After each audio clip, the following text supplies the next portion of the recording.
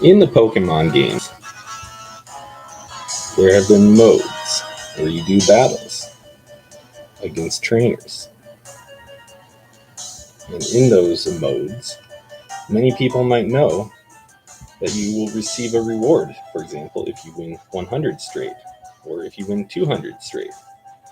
And many people also know that the rewards have little tangible value.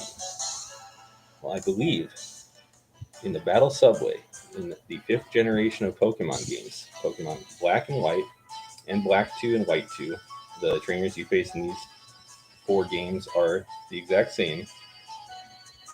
I've heard rumors 1,000 straight battles. As fate would have it, I have won 995 straight battles. Whatever is a multiple of 7, as you have to do battles in flights of 7.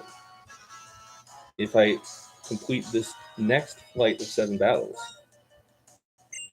I will be over 1,000. And I will see if this elusive reward for getting 1,000 straight battles is really true. Here's the team that I'm using.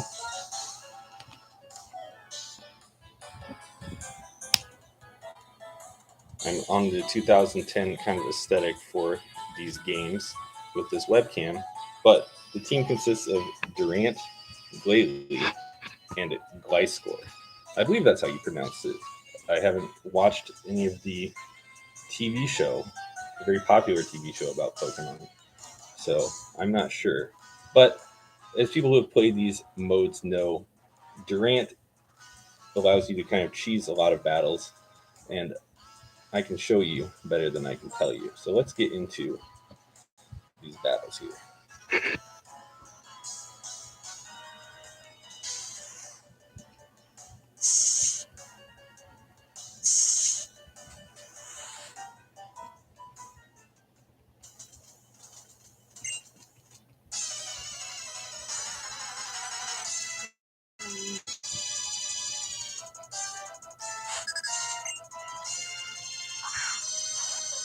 Okay, here we have Backpacker Cedric. He has Domanican. Let's start off by using Entrainment.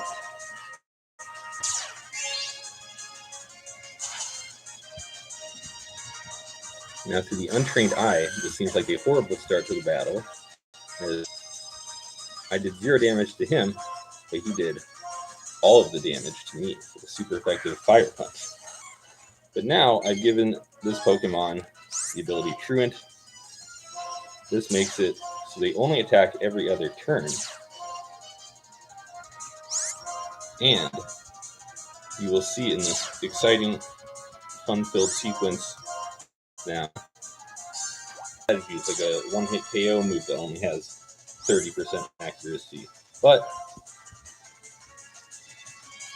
to our benefit, you're going against the AI of a human being will not switch out of this strategy and will allow my Pokemon here, Glalie, who will doing most of the damage in these battles, to kind of sit around, do nothing, take no damage in the process until all of its stats are boosted. And Ice-type Pokemon with that stuff and only one move that does damage. We mow through everything.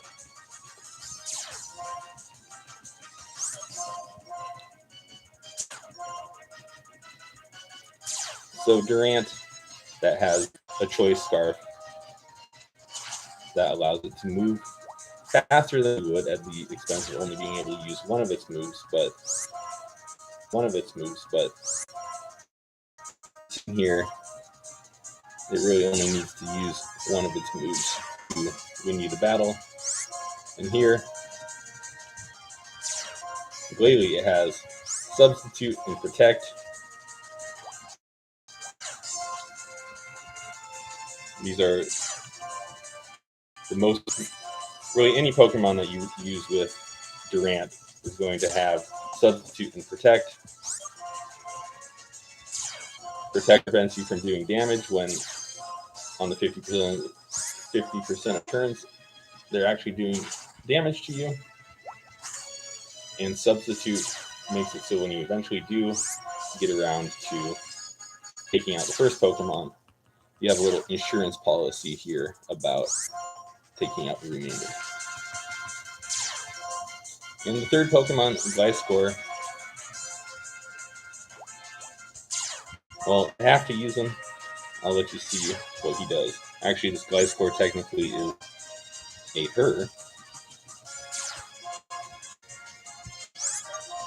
but it will also have the moves Substitute and Protect. In addition to the AI not switching out of the battles, you also have the advantage, in these at least, where the opponents have not maxed out the power points of their moves, how many times they can use them in a battle, so you to stall out a lot of things. You just have more moves they can use. Eventually they will run out of attacks that can do damage.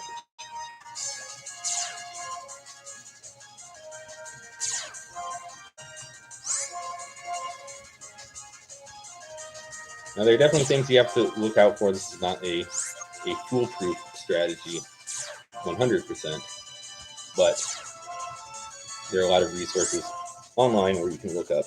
I use generally Cerebi.net. If you know the trainer you're facing, you'll be able to see the moves that the Pokemon they can have, items they can hold, all that stuff.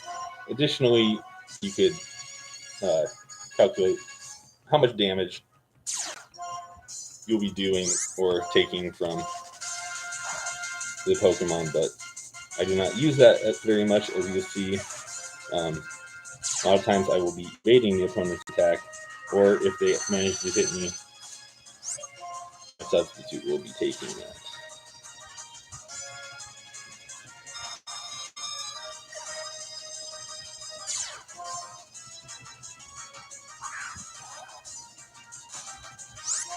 I probably will not take this guy in one shot, but maybe I could. But either way,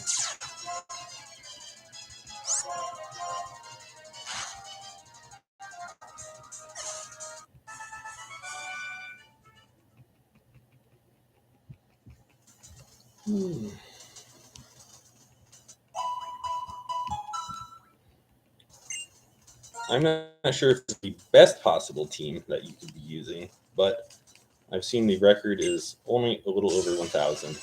I've gotten over 4,000 in other games.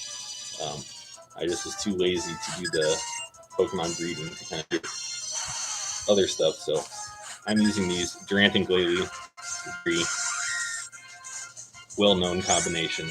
This takes a long time, but very, very accurate at getting the job done. And then Gliscor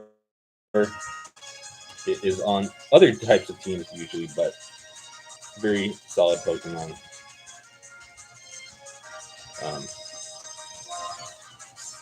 Really, really, maybe the hardest Pokemon to kill that I've ever used.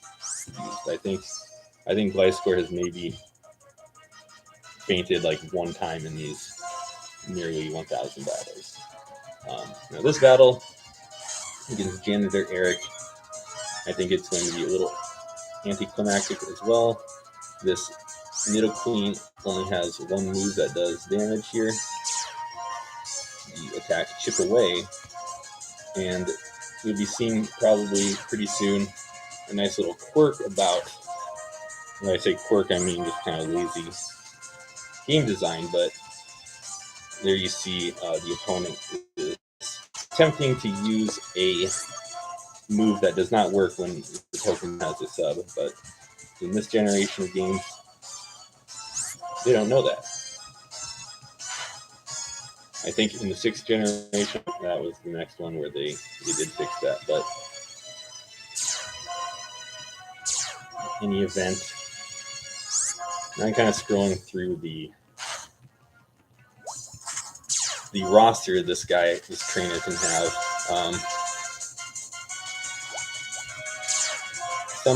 some trainers,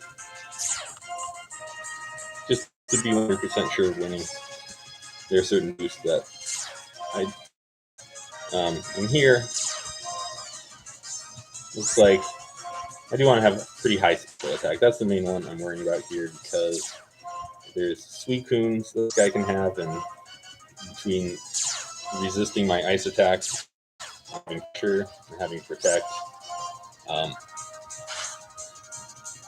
my attacking move Cross Breath here only has 16 power points, and those can go away in a hurry if you're not keeping track. But